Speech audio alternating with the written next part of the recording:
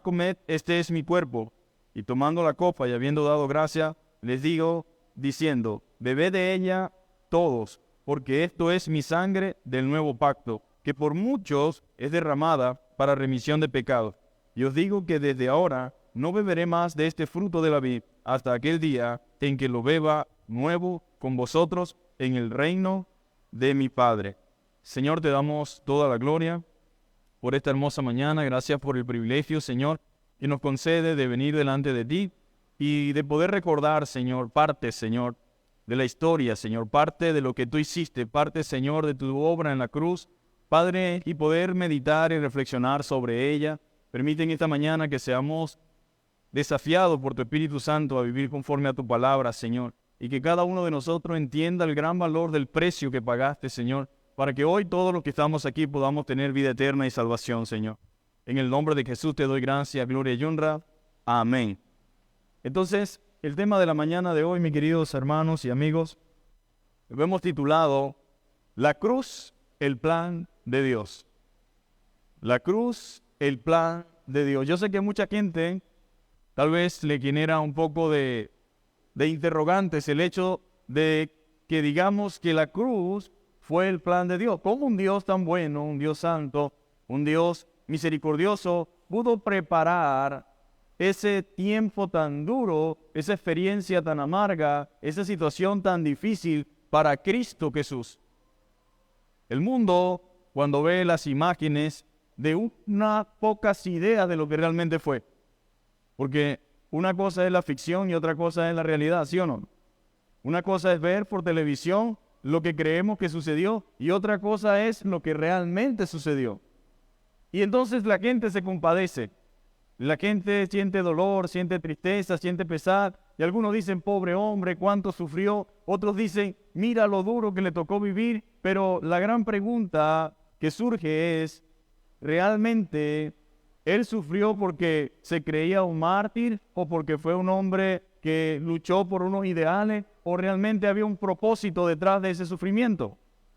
Pues la Biblia nos demuestra a través de toda la Escritura y a través de muchos textos que realmente Cristo Jesús pagó un precio para la salvación de todo aquel que en Él creyera. Pero la idea y el plan se originó en Dios. Fue Dios quien decidió hacer de su Hijo que fuese el Cordero de Dios, el que quita el pecado del mundo. De manera que cuando comenzamos a ver la cruz desde la perspectiva de Dios, podemos darnos cuenta de que la cruz era inevitable, era necesaria. La cruz es la única forma y la única manera en la cual nosotros podemos ser salvos. Si no hay Cristo crucificado, no hay entonces salvación ni perdón de pecado. Y si no hay un Cristo crucificado, muerto, entonces no hay una resurrección. De manera que como cristianos y como hijos de Dios, nosotros debemos ver la cruz y la muerte del Señor y su resurrección como la obra maestra de Dios para la salvación del hombre. El diseño de esta tortura, que usted tal vez pueda imaginarse, fue ideada por Dios, pero no porque Dios sea un Dios que se complace en el dolor y en el sufrimiento, sino un Dios misericordioso que al ver nuestro fracaso, al ver nuestro pecado, al ver nuestra condición caída, nuestra naturaleza depravada, tuvo misericordia del mundo y decidió buscar una solución para nosotros. Por supuesto que esta idea no nació en Dios porque se equivocó Adán y Eva. Ya Dios tenía de antemano un plan.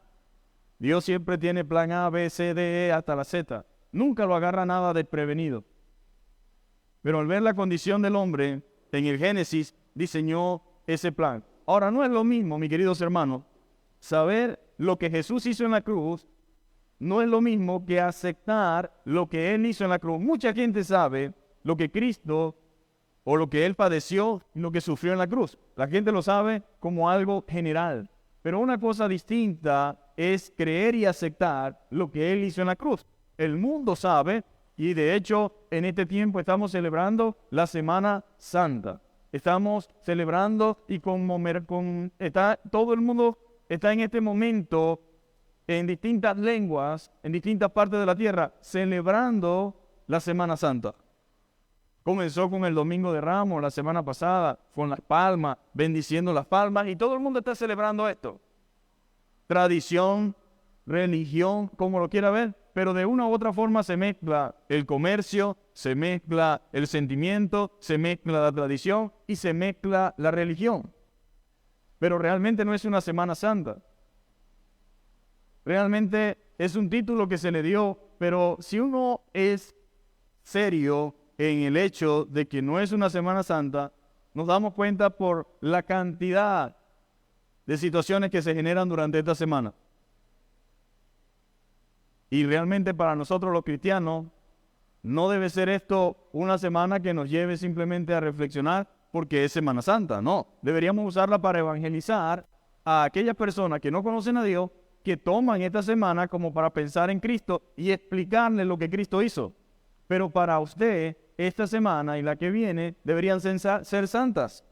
La Biblia dice, sé santo porque yo soy santo en toda vuestra manera de vivir. Usted no es santo solamente esta semana, debe serlo la que viene y las que restan por el año.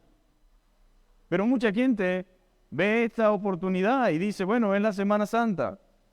Y muchos reflexionan y muchos se dan golpes de pecho, pero apenas termina hoy domingo, ya mañana siguen llevando la misma vida de siempre.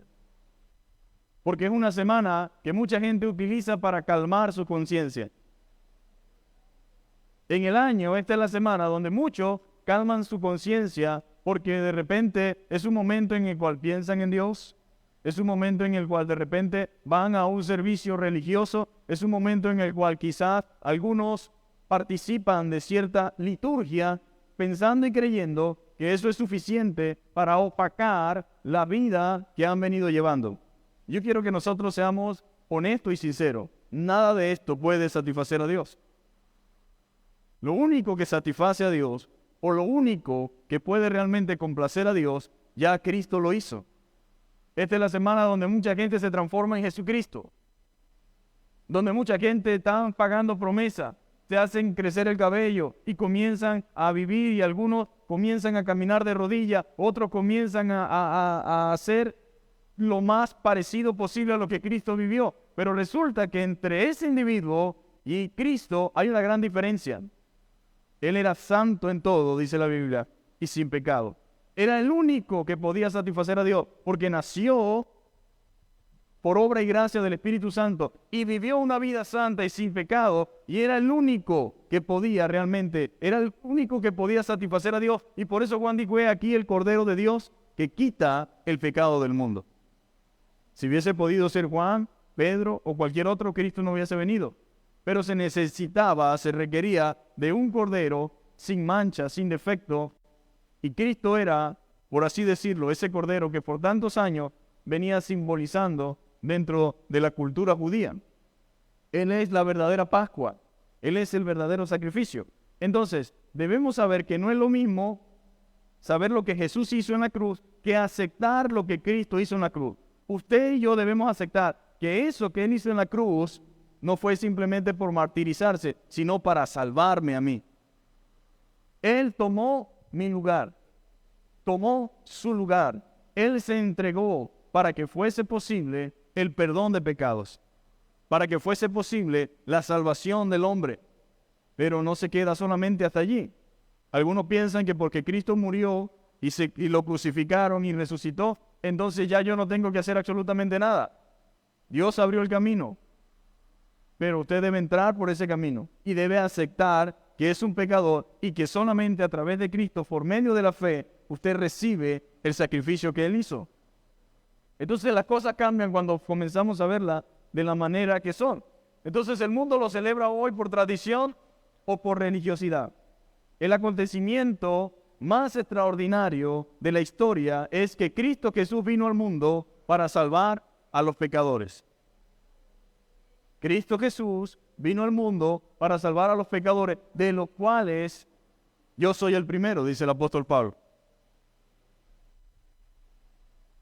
Para eso vino Cristo. Entregó su vida como el Cordero de Dios. Él es el sacrificio perfecto e único que podía satisfacer a Dios. Pero una cosa es celebrar algo por religiosidad o por tradición, y otra muy distinta es hacerlo con el pleno entendimiento de que todo eso fue por mí.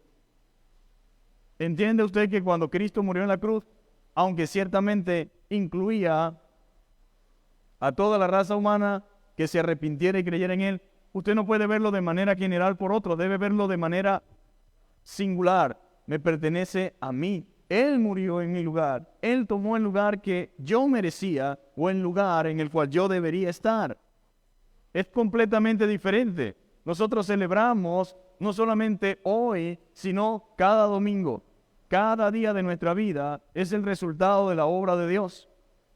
Cada día de nuestra vida estamos realmente reconociendo lo que Cristo hizo por nosotros, con pleno entendimiento de que todo lo que Él ha hecho o hizo fue por mí. Ahora, la victoria de Cristo sobre el pecado y la muerte trajo libertad para nosotros. Cuando Cristo estuvo en esa cruz, Él compró no solamente nuestra libertad, sino también que triunfó sobre la muerte. Sin su muerte no fuese posible nuestra victoria. Hoy estamos aquí gracias al sacrificio de Cristo. La cruz de tortura, porque creo que es una de las cosas más bestiales que pudieron haber existido, pero esa cruz de tortura se convirtió en el podium de gloria del Señor. Ahí dijo, consumado es. Ahí triunfó sobre las potestades, dice Colosenses. Ahí triunfó sobre el pecado, triunfó sobre Satanás, triunfó sobre la muerte y pagó el precio de nuestra libertad y de nuestra salvación. Dijo, consumado es. Entonces, esa cruz se convirtió en el podium de gloria del Señor. Allí venció la muerte, al pecado y a todas las huestes de maldad. Ahí triunfó Cristo sobre ellos. Pagó el precio del pecado, cambió la historia para siempre. Ahora, nosotros tenemos vida espiritual porque Cristo triunfó en la cruz. Tenemos vida espiritual. Cambió la historia. Él es el constructor de puentes. La cruz es el puente que une al hombre con Dios. Cristo es el sumo pontífice. Él es el constructor de puente. Él es el que creó ese puente. ¿Por qué? Porque nuestros pecados, sus pecados y los míos, crearon un inmenso abismo. Crearon un gran cañón. Crearon un abismo entre Dios y el hombre. Pero Él creó un puente. Esa cruz se convirtió en un puente peatonal que cada persona debe pasar individualmente. Cada persona debe atravesarlo de manera personal. Cada persona debe transitarlo personalmente porque no pueden pasar en grupos. No pueden pasar en grupos colectivos, no, es de manera individual. Y Cristo, a través de su muerte en la cruz, creó ese puente que une al hombre con Dios. Entonces el pecado mío, su pecado, creó un abismo muy grande entre Dios y el hombre, lo cual hacía imposible nuestro acceso a Él. Nadie puede llegar al Padre si no es por Cristo. Porque hay un solo Dios, dice la Biblia, y un solo mediador entre los dioses y los hombres, y es un Cristo hombre. Él es el único medio, el único acceso al Padre. Gracias a la muerte y a su obediencia y a su entrega voluntaria, pagó nuestra redención. Fue una entrega voluntaria. Sufrió el dolor que nosotros merecíamos. Sufrió el dolor que usted merecía. Sufrió el dolor que yo merecía. Y hizo posible que podamos tener acceso al Padre mediante su sacrificio. Hoy, mi querido hermano, celebramos su resurrección. Celebramos su victoria sobre la muerte, pero nada de eso hubiera sido posible si Él no hubiese sido sacrificado como ese cordero. Si Él no hubiese ido a la cruz, nada de esto hubiese sucedido. A muchos de nosotros nos cuesta entender de que Dios es el autor de la masacre más grande de la historia humana, pero no había otra forma ni otra manera de ser salvos. Tal vez usted pensaría que podíamos ser salvos por las buenas obras. No podíamos. Podíamos ser salvos por medio de actos de religiosidad. No podíamos. Podíamos ser salvos por nuestros propios medios. No podíamos. Por eso interviene Dios. Porque no podemos ser salvos por nuestra propia fuerza. La Biblia dice en Hebreos 9:22, según la ley de Moisés, casi todo se purifica con sangre, porque sin derramamiento de sangre no hay perdón. Cristo, mi amado hermano, derramó su sangre para que usted y yo podamos tener perdón.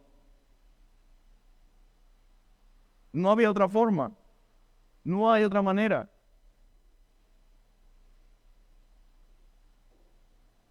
Cristo era el Cordero de Dios.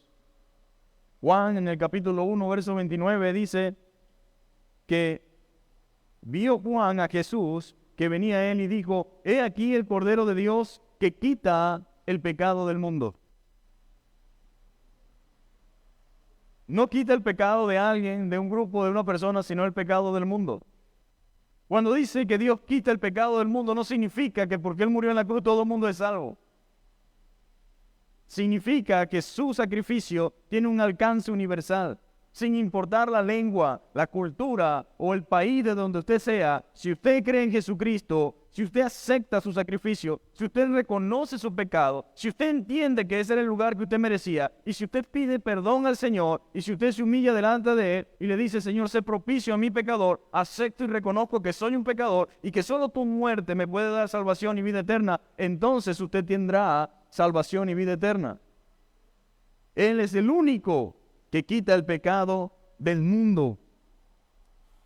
En Primera de Pedro, capítulo 1, verso 18, dice, sabiendo que fuiste rescatado de vuestra vana manera de vivir, la cual recibiste de vuestro Padre, no con cosas corruptibles, como oro y plata, sino con la sangre preciosa de Cristo.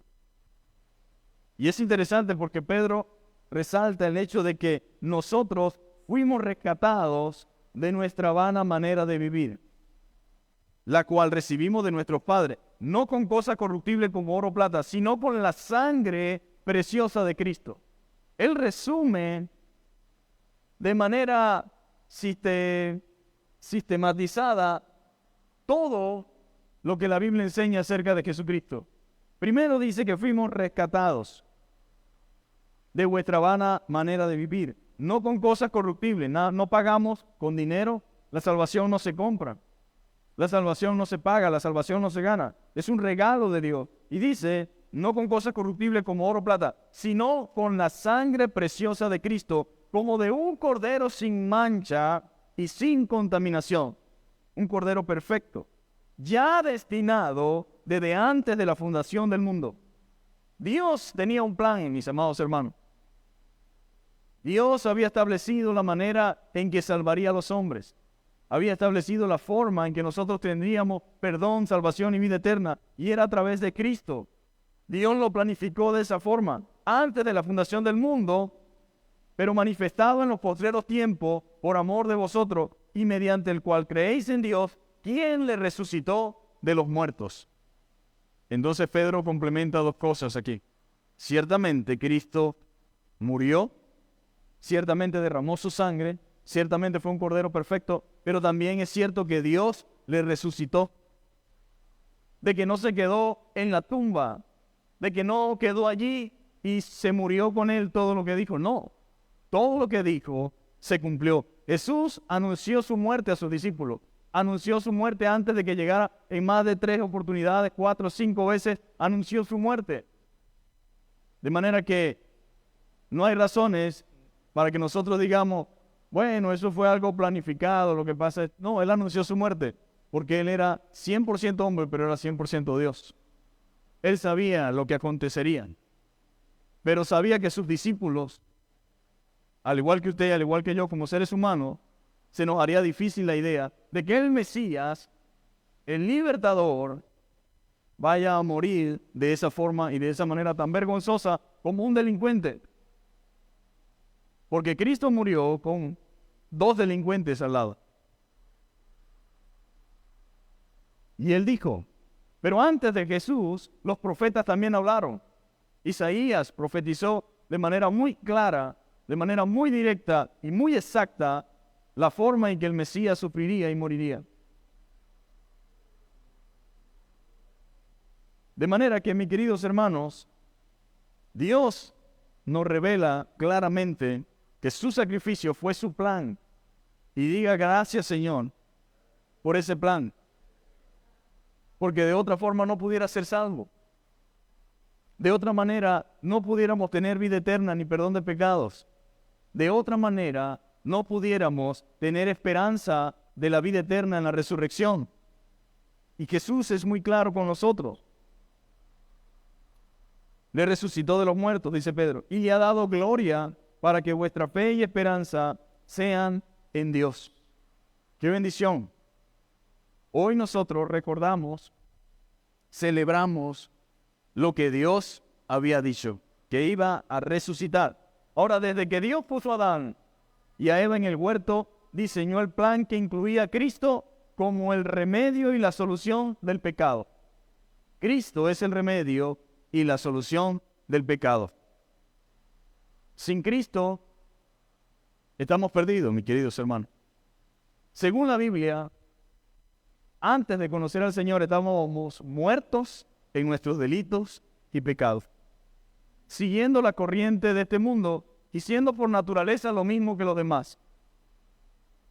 Realmente cuando uno no conoce a Cristo, mi amado hermano, uno está muerto espiritualmente. Entiéndase la muerte en este contexto en un sentido espiritual. No tenemos realmente vida. No tenemos salvación ni perdón. Estamos muertos. Pero Cristo, amén, es la solución a esa muerte. Él resucita nuestras vidas espirituales. Él pone en nosotros vida cuando estábamos muertos en nuestros delitos y pecados. Ahora, durante muchos años, usó símbolos que representaban al verdadero Cordero, que es Cristo. Por eso Isaías, en el capítulo 52, voy a leerlo para ustedes. Isaías,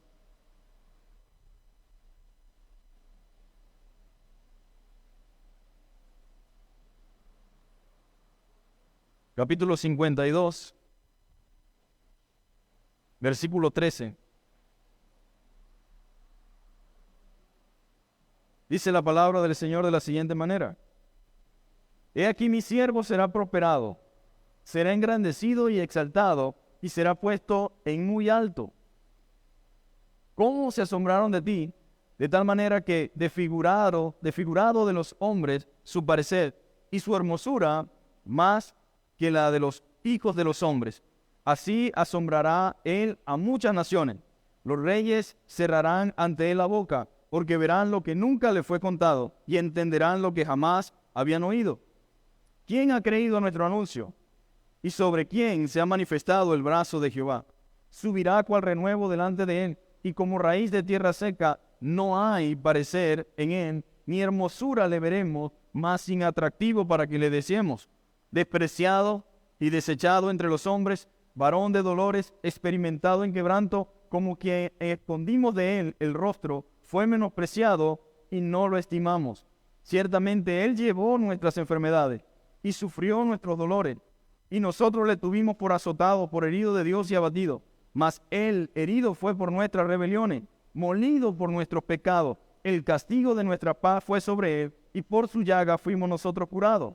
Todos nosotros nos descarriamos como ovejas, cada cual se apartó por su camino, mas Jehová cargó en él el pecado de todos nosotros. Angustiado él y afligido, no abrió su boca. Como cordero fue llevado al matadero, y como oveja delante de sus trasquiladores, enmudeció y no abrió su boca.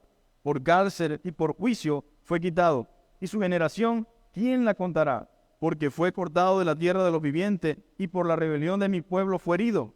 Y se dispuso con los impíos su sepultura, mas con los ricos fue en su muerte, aunque nunca hizo maldad, ni hubo engaño en su boca. Con todo eso, Jehová quiso quebrantarlo. ¿Quién quiso quebrantar a Cristo?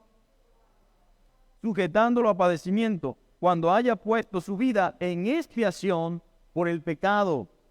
Puesto su vida en expiación por el pecado, verá linaje, vivirá por largos días, y la voluntad de Jehová será en su mano prosperada. Verá el fruto de la aflicción de su alma, y quedará satisfecho. Por su conocimiento justificará mi siervo justo a muchos, y llevará las iniquidades de ellos. Por tanto, yo le daré parte con los grandes, y con los fuertes repartirá despojo, por cuanto derramó su vida hasta la muerte, y fue contado con los pecadores, habiendo él llevado el pecado de muchos y orado por los transgresores. No se necesita ser teólogo, ni muy inteligente, ni muy sabio para ver la vida de Cristo reflejada en este capítulo 53. Se ve claramente que fue Dios quien agarró a Cristo y dijo, mi siervo llevará a cabo mi voluntad. No tendrá atractivo, no habrá quien lo desee, será burlado, será maltratado, será herido por nuestras rebeliones. La gente dirá, Dios lo está castigando, como dijeron los sumos sacerdotes, por blasfemia. Pero no fue por blasfemia, no fue por herido de Dios, sino por nosotros. Él llevó nuestras transgresiones. Por su sufrimiento, nosotros tenemos salvación y vida eterna, perdón de pecados. Hermanos, es claro el anuncio de lo que Cristo iba a padecer. Ahora, volviendo a nuestro texto de Mateo, podemos ver aquí algo bien interesante, algo que debe llamar nuestra atención, porque en el verso 17 comienzan a hablar acerca de la preparación de los panes sin levadura, de la fiesta, del lugar donde se iban a reunir, y cuando llega la noche, él comienza a decirle, alguien me va a entregar, alguien me va a llevar con las personas que van a maltratarme y luego van a crucificarme. Y a veces nos enfocamos y decimos Judas y comenzamos a decir, fue traicionado y fue todo esto y fue todo aquello. Pero el Señor dice en el verso 24, a la verdad, el Hijo del Hombre va según está escrito de él. No hay forma, no hay manera de que yo pueda escaparme de la voluntad de Dios.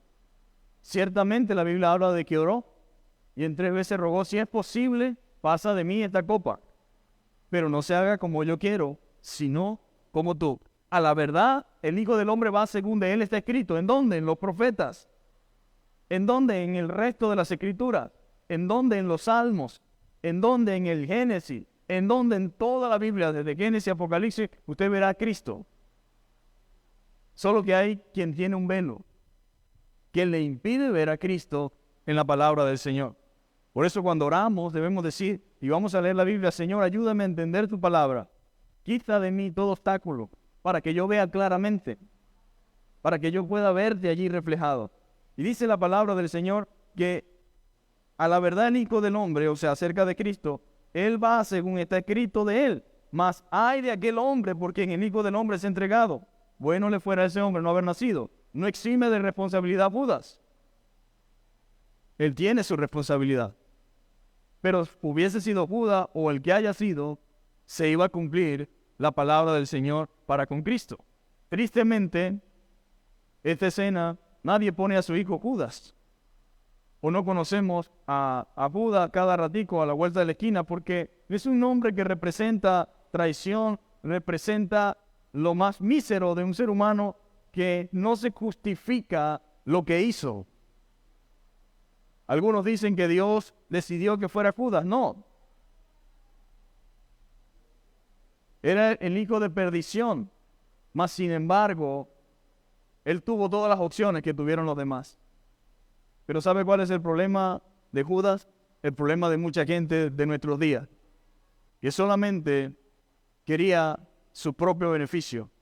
Él quería un Mesías que hiciera lo que él esperaba. Y cuando Cristo vino a este mundo y comenzó a vivir la vida que corresponde, comenzó a hacer las cosas que determinaba la Escritura, él se decepcionó de Dios. Él se decepcionó de lo que él era como rey, Señor, porque él veía el cristianismo y el mundo espiritual en un sentido físico. Él decía, quiero ver el reino aquí en la tierra. Y Dios dijo, mi reino no es de este mundo. Yo vine a cumplir la voluntad de Jehová. Vine a hacer lo que Dios ha determinado. Y vine a dar lo único que puede dar acceso a la salvación y al perdón de pecado. De manera, mis queridos hermanos, que Cristo estaba consciente. Él sabía lo que le venía. Cristo oró al Padre, pero sabía que era el único que podía evitarle esa amarga copa. Sin embargo, siempre estuvo dispuesto a aceptarla. Pregunta en esta mañana, ¿estamos dispuestos a aceptar la copa del Señor? ¿A aceptar su voluntad, su propósito, su plan? Cristo estuvo dispuesto, siempre estuvo dispuesto a aceptarla. También reprendió a Pedro, para que tengamos más claridad sobre el asunto. Pedro dijo, Señor, no permita que esto te acontezca. No permita que te suceda tal cosa. Humanamente, a veces queremos ayudar a la gente y nos convertimos en un tropiezo o en un instrumento del diablo. Porque nada puede venir de Dios cuando nos aleja de su voluntad. Nadie que venga a hablarnos de parte de sea quien sea la persona, que nos diga cosas que vayan contrarias a la palabra de Dios, puede venir de parte de Dios. Y él tuvo que reprender a Pedro cuando quiso pedirle que no permitiera que eso que sabemos, la muerte, le aconteciera. Y en Mateo 16, 21, él tuvo que aclararle a Pedro ciertas cosas. Primero lo halagó y ahora le tocaba corregirlo. Porque Pedro fue quien dijo, tú eres el Cristo, el Hijo del Dios viviente. Y le dijo, qué bueno, Pedro, no te lo reveló sangre ni carne. Pero ahora en el capítulo 16, en el verso 21, dice la palabra, desde entonces comenzó Jesús a declarar a sus discípulos que le era necesario ir a Jerusalén y padecer mucho de los ancianos, de los principales sacerdotes, de los escribas, y ser muerto y resucitar al tercer día. Cristo, mis amados hermanos, dijo, debo ir a Jerusalén, en Jerusalén me va a pasar esto, pero al tercer día voy a resucitar. Y su amigo Pedro dijo lo siguiente, tomándole aparte comenzó a reconvenirle diciendo, Señor, ten compasión de ti, victimízate, en ninguna manera esto te acontezca. Tú eres nuestro líder, tú eres el hombre en el cual hemos confiado. No permita que esto te pase.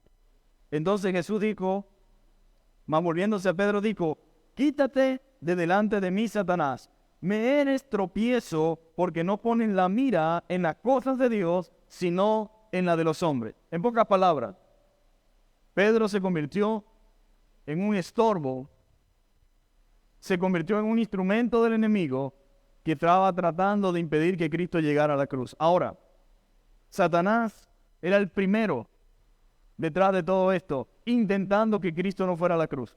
Porque desde el momento en que Cristo dijo consumado es, compró libertad, perdón, salvación, comenzó a resucitar familia, comenzó a resucitar matrimonios muertos, comenzó a resucitar individuos perdidos en cualquier clase de inmundicia y pecado, porque hay poder en el sacrificio y en la obra de Cristo Jesús.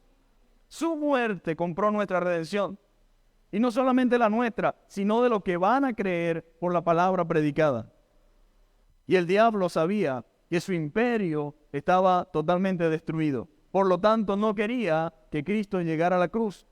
Por eso le presentó tentaciones en el desierto, negociando con Cristo para que Cristo no fuera a la cruz. Pero en todas respondió el Señor, escrito está. De manera, mis amados hermanos, que nosotros debemos considerar la cruz, la muerte, como el plan de Dios. El plan de Dios para usted, el plan de Dios para mí, y solamente a través de Cristo nosotros podemos tener salvación y vida eterna. Era voluntad de Dios, era parte de su plan y propósito de salvación, y debemos estar eternamente agradecidos y vivir como es digno de tan grande sacrificio. Que no nos pase como mucha gente, que solamente digamos, ay, pobrecito Cristo, cuánto sufrió Cristo, mira cómo le dieron látigo, y que solamente nos genere algo emocional e instantáneo, pero que sigamos siendo las mismas personas, sino que por cada latigazo que recibió, por cada padecimiento, por cada sufrimiento, por cada bofetada, por cada escupida, por cada látigo, por cada palabra abusiva que recibió, nosotros podamos estar agradecidos y decir, Señor, yo no tengo nada, yo me rindo a ti. El Señor lo dio todo por nosotros, mis queridos hermanos. Vivió el momento más terrible que usted se puede imaginar, antes y después. La Biblia dice que mientras oraba sudaba gotas de sangre. gotas de sangre de la agonía intensa que vivían, por el hecho de saber que cargaría con el pecado de todo el mundo y que eso rompería su relación con el Dios eterno, el Dios santo. Ahora la pregunta en esta mañana es, ¿entiendo el sacrificio de Cristo? ¿Comprendo el significado que tiene? ¿Sé en lo que implica el sacrificio de Cristo? Ahora, Cristo vino de una manera humilde, según las Escrituras. Sufrió y murió y resucitó. Pero volverá nuevamente, pero ya no vendrá como vino en su primera venida. Vendrá con poder y con gloria. Y todos los que le despreciaron, todos los que no se arrepintieron, todos los que no le reconocieron, lastimosamente, no habrá para ellos misericordia, sino justicia de Dios, juicio de Dios. De manera que hoy es un buen tiempo y una muy buena oportunidad para nosotros meditar. Que no sea para nosotros este tiempo como lo es para mucha gente. Algo religioso, algo donde calmo mi conciencia, algo donde simplemente me genera tranquilidad el hecho de saber que cumplí con Dios porque era Semana Santa. No. Debe vivir para todas las semanas que le restan de su vida. Debe honrar a Dios mediante sus hechos, mediante sus actos. Debe honrar a Dios mediante su vida. Y su vida debe honrar a aquel que lo dio todo por usted. Como dice aquel viejo himno, mi vida di por ti, ¿qué ofreces tú por mí? Él lo dio todo por nosotros. Él lo dio todo por cada uno de los que estamos aquí. La idea es que nosotros también nos demos a Él completamente, en cuerpo, alma y mente. Que vivamos para Dios.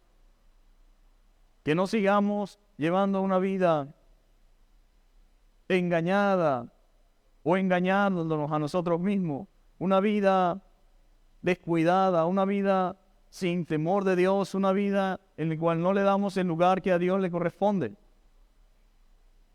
Pronto vendrá el Señor. O pronto tendremos que dar cuenta a Dios. La pregunta es, ¿estamos preparados? ¿Realmente nosotros tenemos seguridad de la vida eterna, del perdón de nuestros pecados? ¿Sabemos realmente que hemos sido salvos? Pues este es para mí el mejor tiempo. Si algo puede ser significativo en esta Semana Santa, es el hecho de preguntarnos si realmente nosotros hemos aceptado y hemos recibido ese sacrificio. Si lo hemos realmente valorado. Hay gente que ignora ese sacrificio, que no valora ese sacrificio, que no siente nada por lo que sucedió allí, que lo ve como algo de la historia, pero no es algo de la historia. Es algo real, verdadero. Y es lo único que puede transformar su vida. Es lo único que puede perdonar su pecado. Es lo único que puede darle salvación y vida eterna.